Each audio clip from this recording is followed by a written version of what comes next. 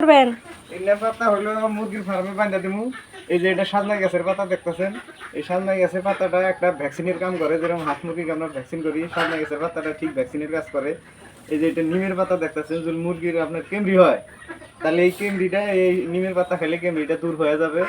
আর এক নাম্বার কাজ হলো এই পাতা পুতা খিলানের আরেকটা মানে আছে, যদি কুরকায় ঠোকা ঠুকি করে যদি পাখা ছাকা গোয়া ছোয়া খায়া ফেলায়, তাহলে আপনি এই যে পাতা পুতাগুলো বান্ধা দিবেন, আপনার এক কামে দুই কাম হয়ে যাবে। এমরা একটা বেমারেরও কাজ করতেছে, এমরা ঠোকরা ঠুকরিটা আপনার বন্ধ হবো। এগুলা খাইতেই ওরা ব্যস্ত হয়ে যাবে, এগুলো আমাদের ঠোকরা ঠুকরি করার জন্য ব্যস্ত হয়ে যাবে। আর কুরকায় কুরকায় ঠোকরা ঠুকরি করবে না। এই ভিডিওটা অনেক গুরুত্বপূর্ণ, তো সব ফার্মার ভাই বন্ধুদেরকে ভিডিওটা শেয়ার করে দিবেন। অনেক কাজ করবে ভিডিওটা, আর অনেক মানুষের শিখতে পারবে। তো সবার কাছে অনুরোধ, ভিডিওটা বেশি বেশি শেয়ার করে দিবেন। আর হলো আপনার নতুন হলে সবাই পেজটা ফলো করে।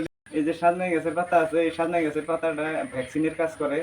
আর পাতা ওই যে নিমের পাতাটা আছে, যদি কেমড়ি হয় তাহলে এই নিমের পাতাটা ফার্মে বানিয়ে দিবেন, কেমড়িটা দূর হবো।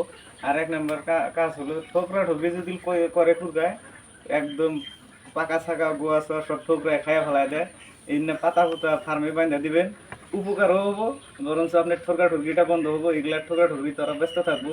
এই ভিডিওটা বেশি বেশি শেয়ার করে দিবেন, যাতে অন্য ফার্মার ভাই বন্ধুরা দেখতে পারে। আর